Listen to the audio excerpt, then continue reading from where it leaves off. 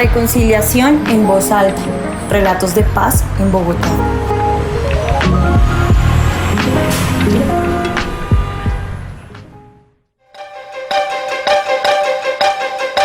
El Club El Nogal, ubicado en la ciudad de Bogotá, fue blanco del terrorismo de las FARC. La acción criminal cegó la vida de 36 personas y dejó heridas a cerca de 200. Y gente que uno no podía ver, pedía auxilio, pero por la penumbra uno no sabía dónde estaban.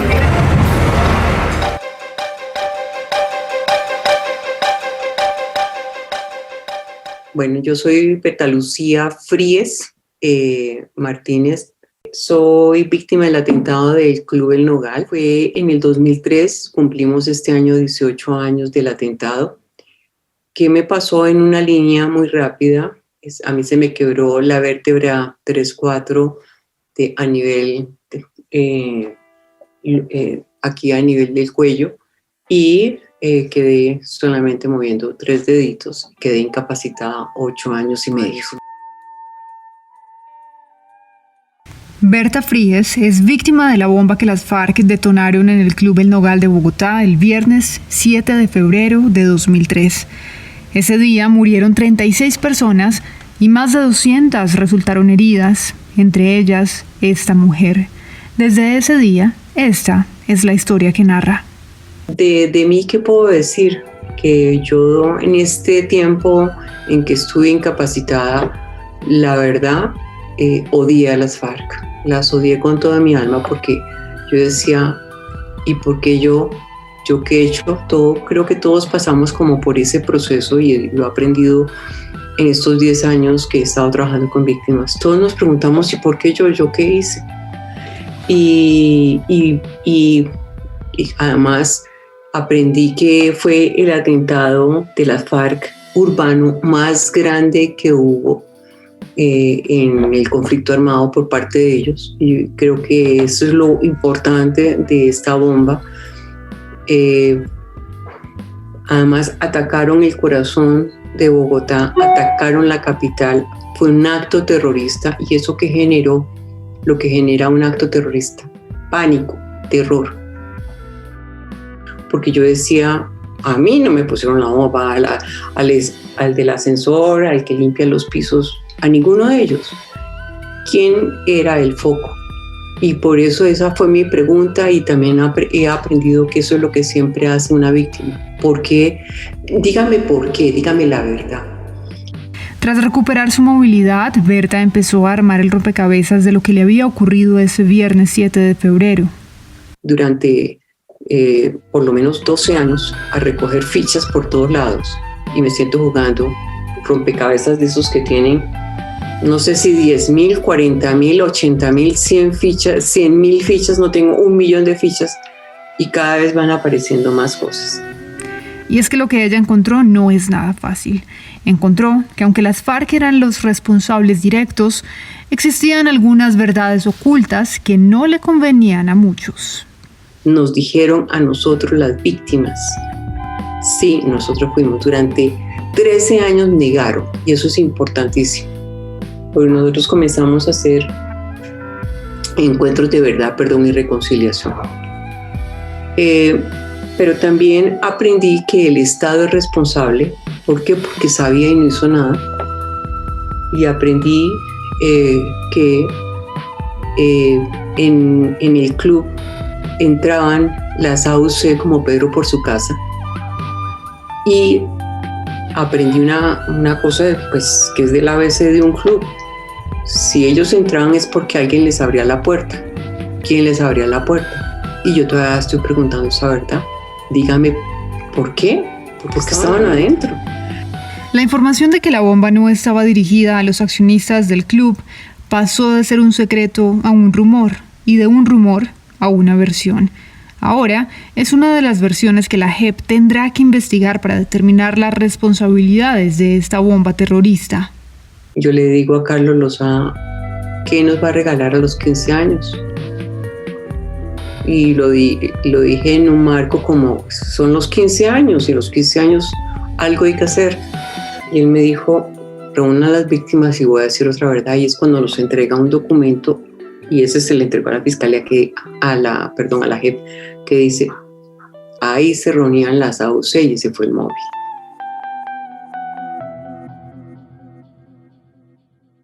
Pero volvamos a quién era Berta Fríes antes de que estallara la bomba. Era una mujer de la clase privilegiada bogotana. Vivía en un apartamento en Rosales, a pocas cuadras del Nogal, uno de los clubes más exclusivos del país y cuya membresía cuesta más de 180 millones de pesos. Y cada mes hay que pagar 900.000 pesos para gozar de sus instalaciones. Eso sin contar que para pertenecer no basta con tener la plata, sino ser aceptado por la más cerrada aristocracia capitalina. Pero a Berta la había tocado la guerra y sentía que ya no era la misma que pasaba los viernes jugando squash y en un baño turco. Entonces, digamos que yo he tenido unas etapas, digamos es el durante, recién que pasa la bomba, soy una persona ahí durante 8 años. Después cuando comienzo a indagar y buscar las verdades y comienzo a liderar a un grupo de víctimas del Nogal, pero además no me quedo ahí, sino tengo que seguir escudriñando y entender por qué se da la guerra. Y no me conformo con leer la prensa, sino escuchar directamente. Esa es una regla que yo he tenido y ese es mi mundo de consultoría empresarial, que es escuchar directamente y con la construcción de lo que me dicen distintos, busco coincidencias y eso me llevó a un mar de coincidencias maravillosas. Pues hace más o menos 12 años yo comencé en mi curiosidad, quería entender y por qué, quiénes eran los excombatientes y comienzo a entrevistarlos. Y en ese proceso de entrevista y de reuniones y de talleres con ellos nunca supieron que yo era víctima. Siempre les preguntaba, dígame, ¿qué le diría a una víctima? Y todos me decían, todos, helenos, FARC, AUC, pediría perdón, pero además contaría mi historia. Y en eso es cuando me cuentan su historia, unos más politizados, unos no politizados, sino era la única solución que tenían. Yo digo, ahí es donde mi cabeza hace un switch, mi corazón, y digo, ellos también son víctimas. Y yo diría que eso fue para mí fundamental ese momento. Y ahí, a partir de ahí yo comienzo a hablar de reconciliación. Los años que estuvo postrada, sin poder caminar, los que estuvo entre médicos y fisioterapias, se tradujeron en un odio visceral hacia las FARC. Y con ese odio empezó a intentar entender lo que le había ocurrido. ¿Quiénes eran las FARC? ¿Por qué había una guerrilla? ¿Por qué había una guerra? De que el momento en que yo comienzo a hacer esos encuentros con reinsertados, mi corazón se despoja de todo el odio con todos los grupos, todos, con helenos, FARC, AUC. Yo digo, uy, Dios mío, esto es más allá, y hay gente que se metió sin darse cuenta en lo que se metió.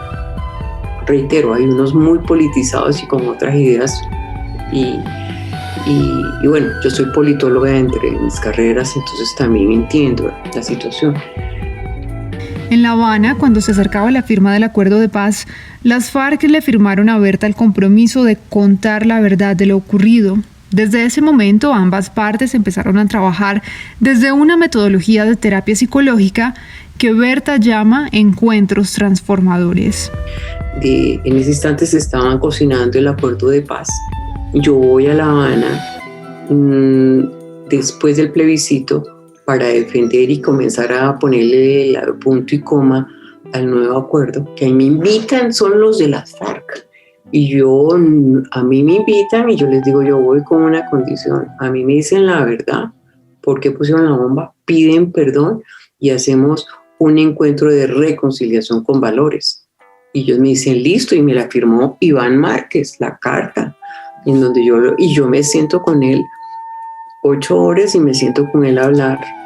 Y ahí es donde comenzamos a diseñar todo el proceso de firmar el acuerdo entre las víctimas del Nogal y las FARC.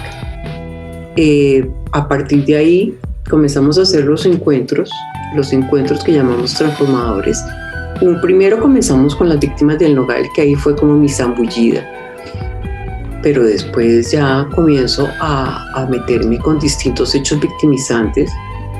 Acuérdense que yo vengo del mundo organizacional de consultoría, entonces lo primero es que esto tiene un orden. Primero, o sea, es como si hiciéramos un pastel.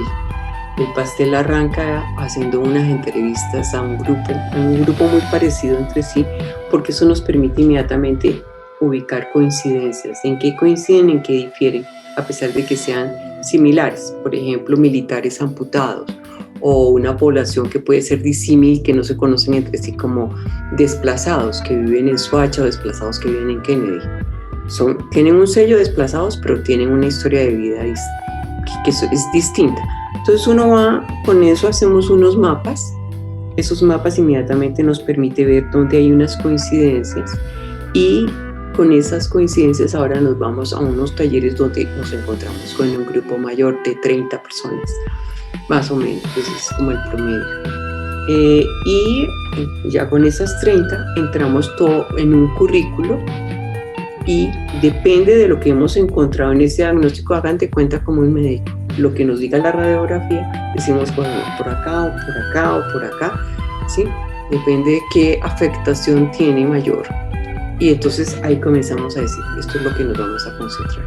Para mí yo le pongo la comparación a como un tratamiento cuando el médico le dice, hay que hacer esto porque tiene el hígado enfermo. Igual acá. Y en ese grupo trabajamos unos días preparándolos para encontrarse con las FARC o las AUC. Listo. Una vez que ya está este grupo, listo, nos vamos con las FARC o las AUC y les llevamos ese gran mapa, ese comité médico. A este paciente hay que hacerle operación de corazón abierto. Tenemos que tienen rabia, estas son las preguntas, esto es lo que está sucediendo, etc.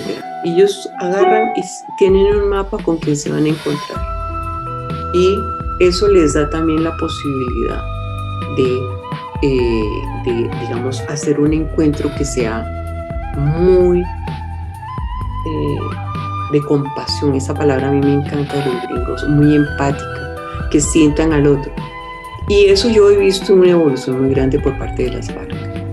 Yo puedo comparar el día 1 al día, hace poco tuvimos reunión, y son encuentros que yo tengo que ir diciendo que así como las víctimas suben la cuesta, las FARC suben la cuesta. Hoy en día yo puedo decir que el perdón lo dan de una manera distinta, es más sentido. Y yo creo que esa es parte de la evolución de las FARC, seguramente, y ellos han tenido que aprender, y eso es un aprendizaje para todos. Y ese es de este tema del proceso de paz. Eso es por eso diría que son ambas partes las que estamos aprendiendo. La Alta Consejería para los Derechos de las Víctimas, la Paz y la Reconciliación responde a medidas de atención y ayuda humanitaria inmediata a quienes han sufrido hechos por causa del conflicto armado. Medidas como alojamiento o asistencia alimentaria responden a las necesidades de las personas que llegan a establecer su proyecto de vida en Bogotá o para aquellas que están en tránsito por la capital, epicentro de paz y reconciliación. En promedio recibimos cerca de 2.000 personas al mes. Nuestro compromiso es la ayuda inmediata.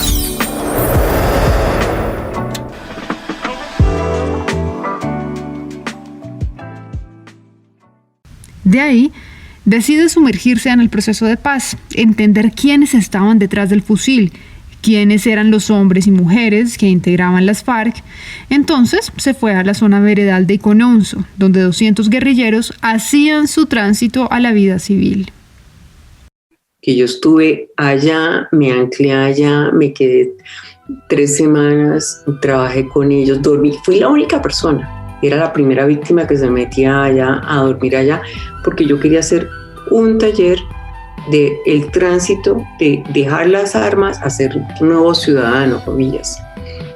Uno, que algo mágico pasó es que cada grupo de alguna manera me pedía perdón, y el primero arranca un grupo, una niña llorando, pidiéndome disculpas, señora Bertica, perdónenos por todo lo que hizo y por todo lo que hicimos, y disculpas a su familia. Y cada grupo de una u otra manera me lo manifestaba, y al final, cuando yo salí de ese iconoso que era como un pesebre, todo el mundo salió a decirme adiós desde sus casas, y eso es una imagen que nunca se me va a olvidar a mí. Pero además ellos me decían: agradecemos porque usted nos dio la posibilidad de pensar de que sí puede haber reconciliación, de que sí nos van a perdonar.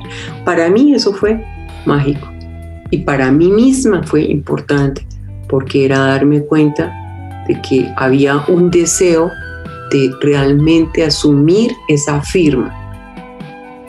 Los encuentros transformadores los creó aplicando metodologías empresariales para cambiar actitudes y comportamientos, pero los llevó a escenarios de reconciliación entre víctimas y victimarios.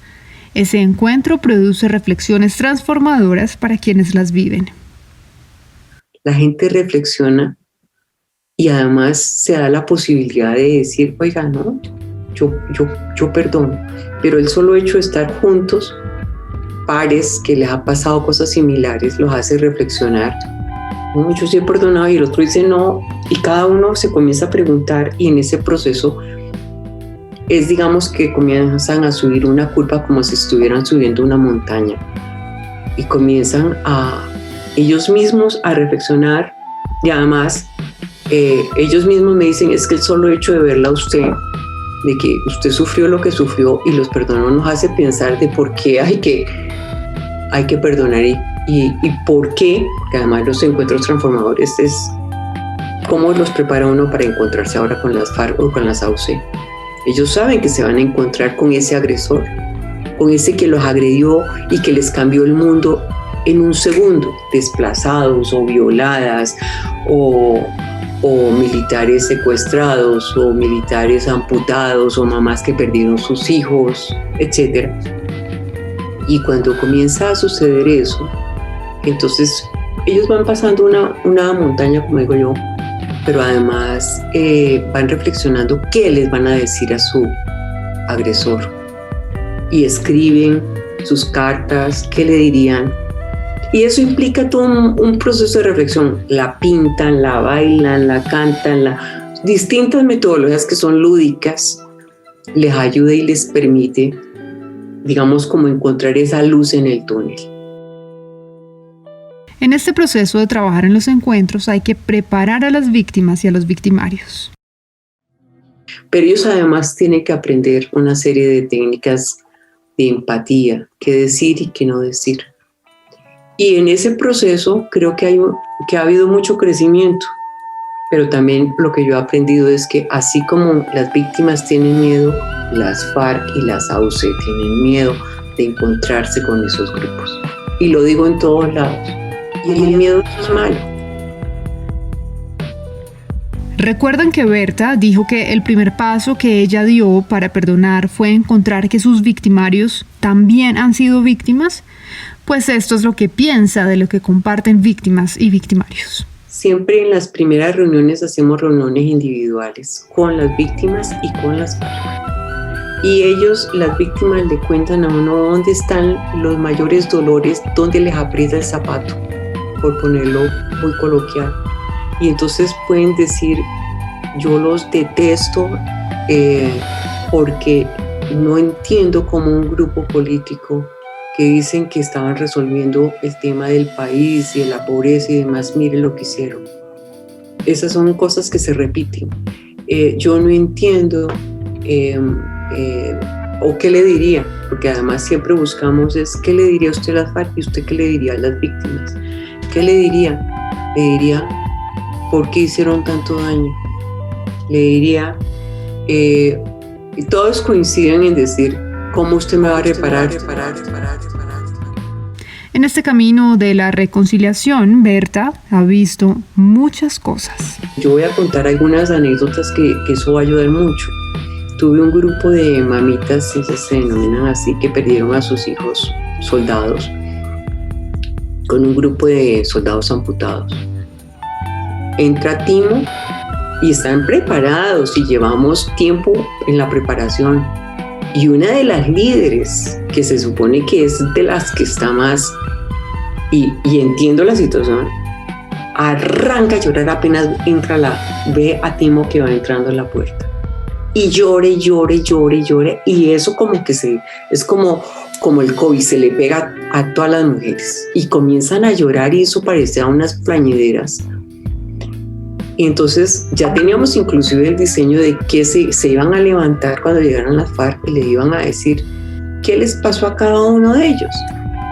Y esa mujer arranca diciendo, yo siento, pero tengo que levantarme y decir, yo no sabía que ese señor iba a venir.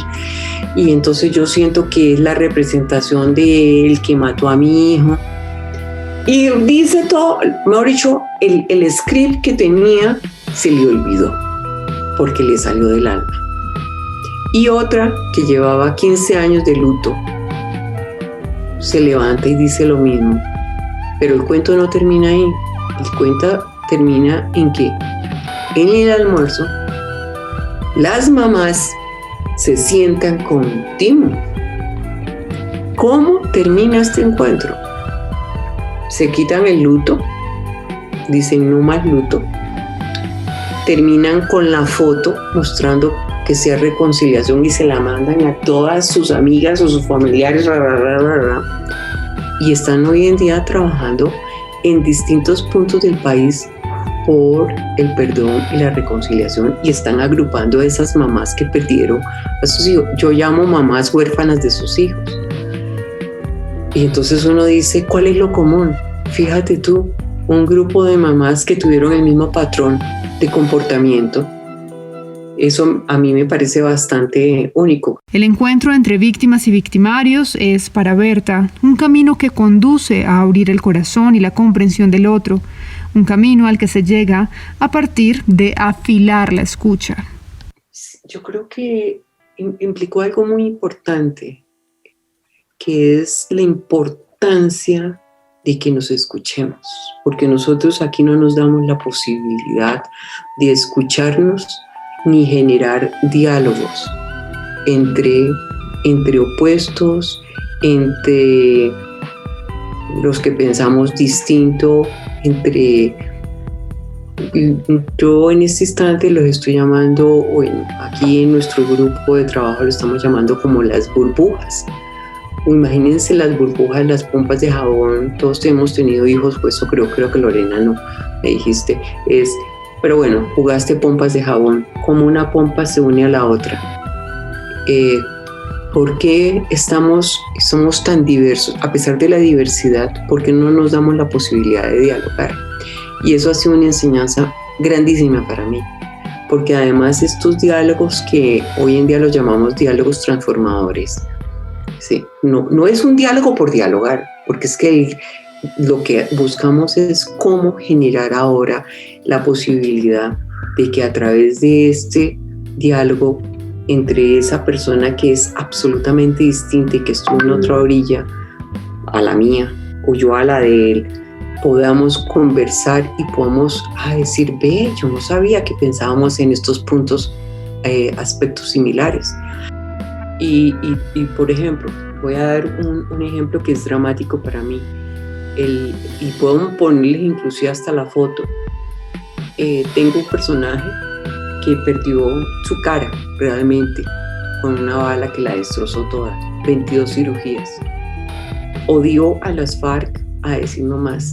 Y cuando se iba a encontrar con él, lo único que decía es, cuando me encuentre con ellos les voy a dar en la jeta, bueno, todas las barbaridades que ustedes quieran.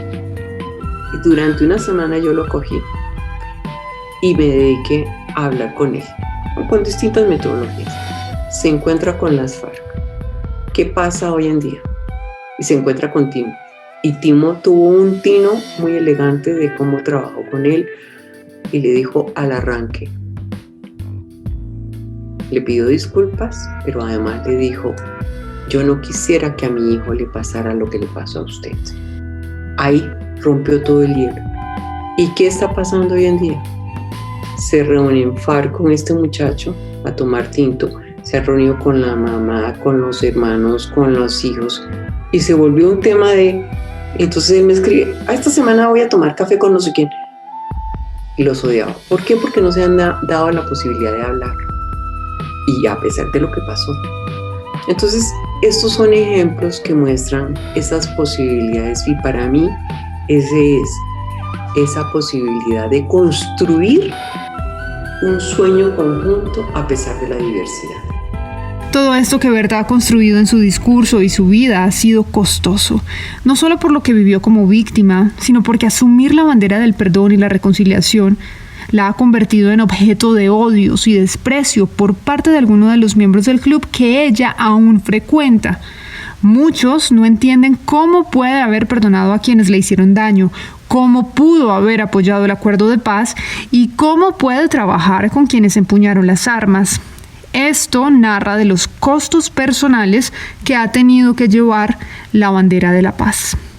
Para Berta Lucía Fríes, haber asumido el rol de ser la representante de un grupo de víctimas del atentado del Nogal ha implicado varias cosas. Uno, agradezco un montón a aquellos que me señalaron y dijeron, queremos que seas tú.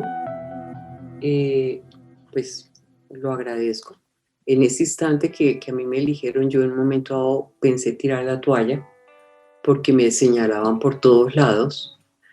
Pero cuando ya pasa esto dije, bueno, alguien tiene que asumir este rol y es ahí en donde a lo largo de estos años he aprendido la importancia de que alguien pone el pecho y por eso respeto mucho a un líder, a los líderes que se enfrentan a estas situaciones y los entiendo porque es que aquí estamos poniendo es el pecho no, la vida.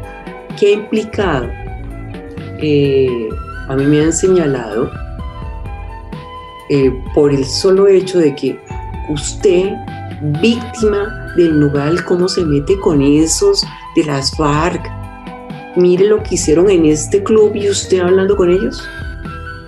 1, 2, me han calumniado. Han dicho cosas que no corresponden de mi vida privada, de mi vida laboral, ¿sí? Y de mis intereses. Han dicho que yo ya soy fariana. Yo no pertenezco a ningún partido político, a ninguno.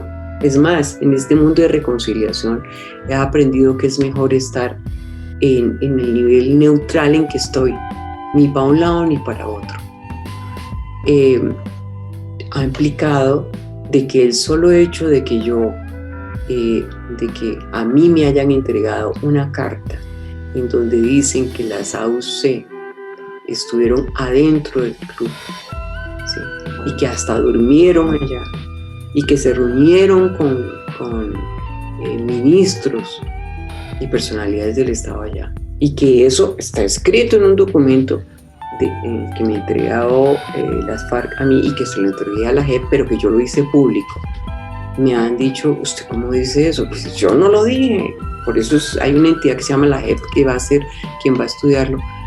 Y eso ha implicado hasta el punto de que yo esté amenazada. Entonces, pero también yo aprovecho este micrófono para decirles a las personas que me han señalado, si usted, no importa cómo se llame, ni qué estrato social es, si a usted le hubiera pasado algo de que hubiera caído en medio de una bomba, o haya perdido un hijo en una bomba, o haya quedado amputado, o haya perdido algo, haya quedado incapacitado, usted no estaría haciéndose preguntas. Dígame la verdad, ¿a quién iba a dirigir esa bomba? ¿Por qué? ¿Qué pasaba allá adentro? Porque es que es muy fácil señalar. Y además yo en mi última carta que hice pública, que fue el 7 de febrero, en este aniversario, yo dije, quiero más humanidad por parte de los que a mí me han hecho el señalamiento y me han hecho la vida imposible. ¿Sí? Quiero más humanidad. Y ahí es cuando traigo palabras del Papa, que cuando vino todo el mundo se daba golpes de pecho y el perdón y la reconciliación. Se fue el Papa y se nos olvidó. Entonces El mensaje para mí es decirles seamos coherentes, consistentes y además es parte del proceso. Así usted no está de acuerdo con el proceso de paz o con el acuerdo, piense por un minuto, ¿sí? Piense por un minuto qué sentiría. Piense en su nivel, en su pedacito chiquito, qué sentiría usted si le tocara un pedacito de lo que ha vivido alguna de las víctimas que ha vivido lo del conflicto armado. Piense por un minuto. Pero así como cree en el acuerdo de paz, también tiene observaciones sobre lo que faltó. Esta es una de ellas. Y yo lo digo a mi estilo. Yo pienso que el acuerdo de paz, algo que le faltó, pues no lo previó porque no lo sabía, porque no trabajan procesos de transformación, que eso es lo que yo trabajo, es que ha debido quedar en algún lado escrito cómo generar esos procesos de transformación. Quedó lo mecánico, eso está muy bien, quedó el sistema, la JEP, la CEP, la unidad de búsqueda, perfecto. Esas son herramientas claves, pero nos faltó esta parte que es lo que va a garantizar que sí podamos continuar con el proceso de paz. Y es que para Berta, firmar el acuerdo de paz no ha significado alcanzar el perdón ni la reconciliación, dos conceptos que se parecen, pero no son lo mismo. Así los define ella. Y aprendí, para no meterme mucho en este tema, aprendí que el perdón es individual y la reconciliación es de dos personas. Es cuando yo tengo esa posibilidad de encontrarme con mi agresor o el que me hizo daño y el otro también.